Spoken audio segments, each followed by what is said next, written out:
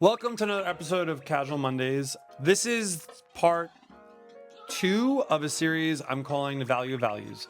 And this arose out of me being approached by a lot of creatives and entrepreneurs with three challenges that everyone kind of in common. It's finding a business that you want to work on, building and growing and keeping a team inspired, and doing great work that you're proud of. So this week, I'm going to tackle how to find new business or have them find you that you want to work on. And that's based on your values. So welcome to this week's episode of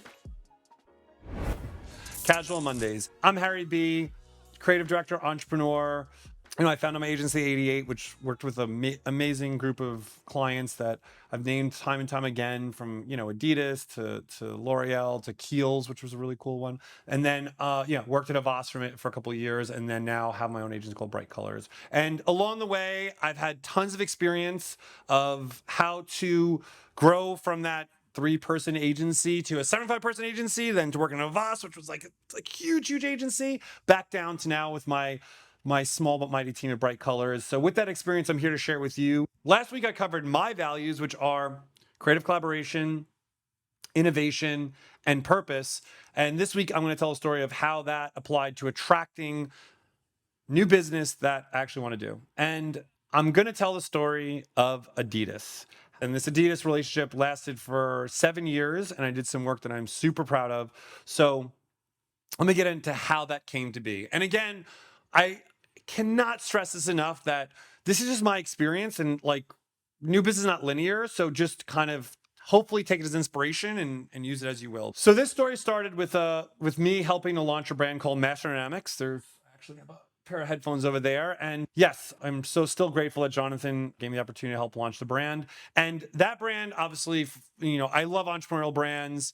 The purpose was clear, which was obviously to create a headphone for the creative class. And that was an easy one, but that was just the beginning. Part of that team was Andrew Dawson, who was an amazing strategist, and we worked together, and we did great work, and we kind of lost touch over the years, and this story begins on Broadway in Prince, where that's where the 88 was. In front of Dina DeLuca, I ran back into Andrew, and I'm like, "Oh, Andrew, what's been going on?" And he, at the time, was head of strategy at Johannes Leonardo, who had the Adidas Originals client. And he's like, "Yeah, we're really, we're doing some amazing work, and we're looking to collaborate with another agency, right?" Once the client aligns with your values, then you do work that is great. And again, the clients feel it, the clients share your values, and you build a bond and a connection. And me and Andrew had that. So Andrew's like, I'd love to make an intro. And I'm like, dude, I would love to work with the Adidas Originals. So again, little history. I was born and raised in Queens, and 20 minutes from where I lived was where Run DMC are from. So, getting the opportunity to work on Adidas couldn't have been more of I would kind of almost say a dream client. I didn't have a mood board. Like I said, I don't go on what clients do you have. I'm more of focusing on the values part. But if there was going to be a board, I think Adidas would have been on it. But anyway, Andrew's like, "Let me introduce you." So that happened. And then I guess I have to put personal values. Patience has to be your personal value, because then the clock began to tick.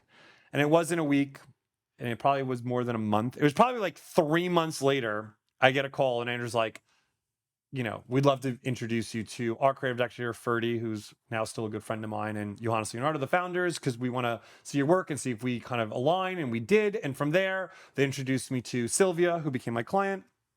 And then Allegra became my client on Adidas. So Adidas, obviously, creative collaboration. The whole strategy for Adidas was a company of creators, and that's how they spoke about all their partnerships, from the Pharrells to the Donald Glovers over the years we worked with, to the ASAP Fergs.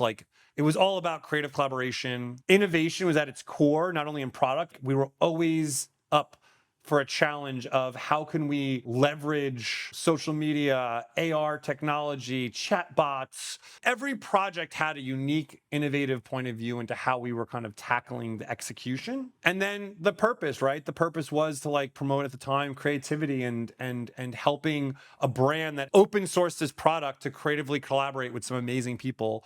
So at its core, Adidas fit all my values. And from that, I was able to do not one project, but years of projects with them. The relationships I built with the clients, with the team, everything came together. And that leads back to my next episode, which is how values affect building and growing and keeping a team inspired. Like this was one of those examples, and I'll get into more detail. But to recap, what are your values? Find your values, stand by those values, do work based on those values, and you will attract. As much as we promote in this business, our job in advertising and marketing and social media and photography and filmmaking is this slight self-promotion thing. I believe in the laws of attraction, and attraction starts with being clear on your values and not only knowing them and understanding them, but living by them and doing work based on those values so that people can connect with that work. Find your own values, find the people that get you. Don't try to convince people to get you.